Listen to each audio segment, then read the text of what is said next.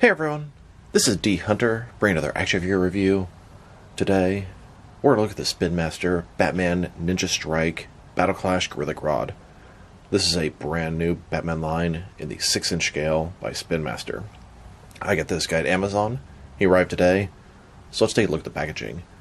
This is part of the subline, the Battle Clash action feature, more deluxe line. It's the first time I've ever actually seen Gorilla Grodd in a Batman-specific line. Kind of cool.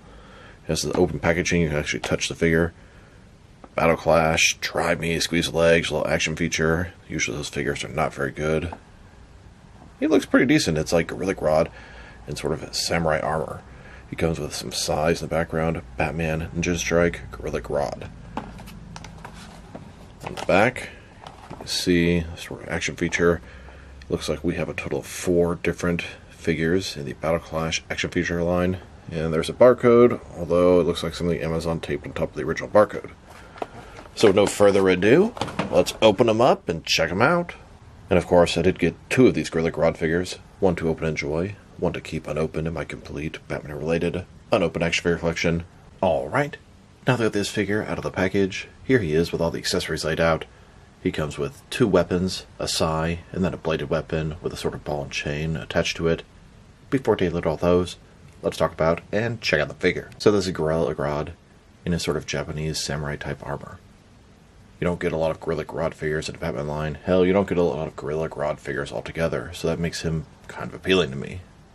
He looks a little bit better than Batman if you ask me, so let's take a closer look. His articulation is limited, and he's kind of on the short side of things. So, look at his face. Looks like maybe he's a silverback. He's got gray hair, tons of gray fur, and then gray skin. Eyes are kind of black and sunken in. He's got the shoulder armor that's going to move out of the way. He does have this action feature, and it makes his articulation kind of limited. So you can see the sort of samurai type armor that he's wearing. It looks like maybe... Well, he's got this sash on his back. It doesn't look like he's going to be able to holster his weapons, but we'll check that out. He's got all these little sort of holes on his back, and it looks kind of ugly. I mean, one at the top, 2 more there, and then 2 more on his rear end. Legs look to have no articulation. That's very disappointing. So he does have this action feature. You can squeeze him, and he sort of moves around. A giant, strong right hand cut. You can put a weapon in both arms, and he kind of moves around doing this. You can kind of move this elbow around however you want it to be. So, it's cool, but kind of gimmicky and kind of cheap. And a closer look at his face and head sculpt, which I think looks pretty good.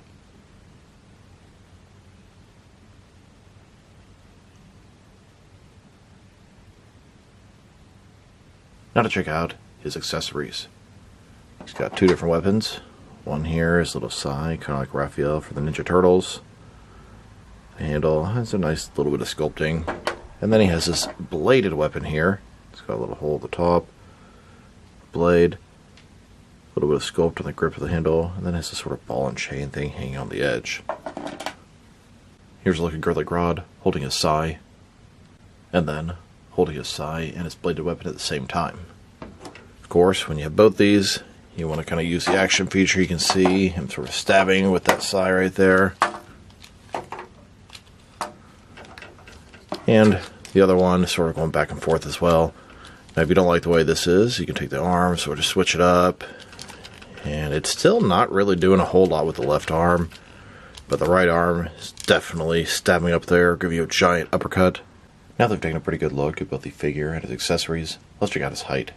And he's a little bit shorter than I'd expect. He's shorter than Batman. In person, I think a gorilla should be a giant, deluxe, oversized figure. From bottom to the top of his head, standing about 5.7 inches tall, which can translate to about 14.5 centimeters. And for his articulation, which is rather limited. So, starting with his head, feels like maybe it should rotate around, but it doesn't do much. That's what the most you'll get there. Shoulders, they do go up and down. They're tied in with the action feature pretty heavily. This one here just sort of goes upward as you rotate him around. The elbow sort of limp, sort of dead. If you push it up, it goes right back down. But you can rotate it if you want to change the way his hand is holding the weapon and swings up and down. This side here, once again, the shoulder sort of I guess this one's not tied to the action features. Nothing's moving around, so you can move that around at your will and kind of have it looking a little more normal, hanging to the side, or sticking out, being a little more consistent with the other arm. The elbow can rotate, it's hinged, and it does stay up where you put it. His waist, it swivels around what is tied to the action features. You can see his legs, they don't really do anything. They do squeeze in a little bit, which is also tied to the action feature. So quite limited on the articulation, and that's disappointing, as you want kind of a super articulated gorilla figure to take different poses, pick stuff up with their feet, their hands, etc. Not switch to an Asian type diorama for the next part of this video. Here's Gorilla Grodd in front of that diorama. And then here's a closer look at Gorilla Grodd holding his sai and his blade. Now let's check them out. Next is some of their action figures, starting off with some of their Gorilla Grodd and Gorilla figures. Here's the Spinmaster Gorilla Grodd, next to a DC Direct Gorilla Grodd.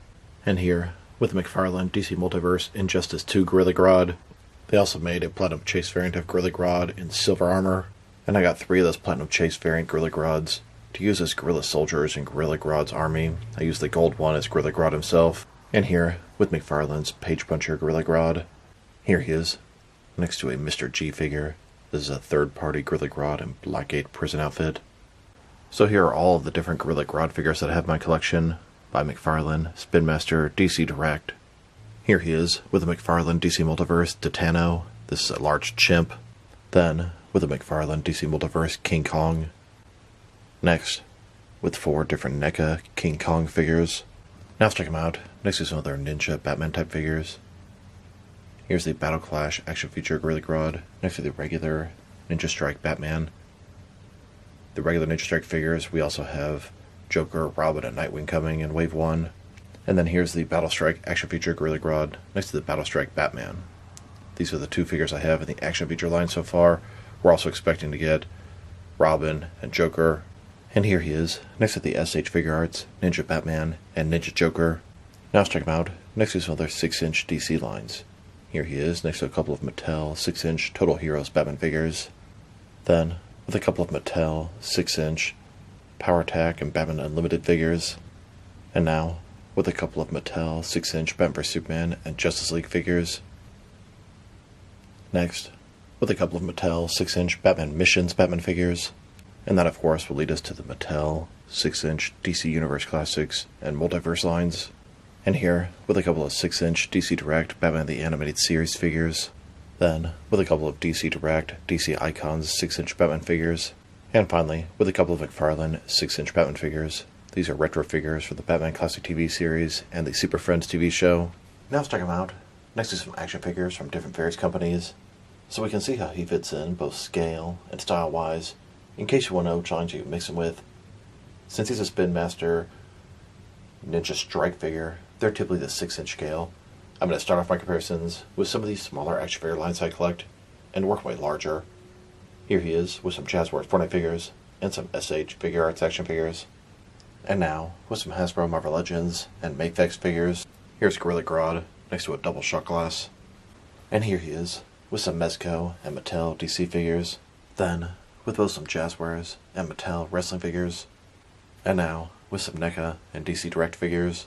Next, with some Diamond Select toys and Jack-specific wrestling figures. And finally, with some McFarlane DC Multiverse figures. So overall, it's an okay Gorilla Grodd figure. For a 6-inch figure, he seems pretty damn small.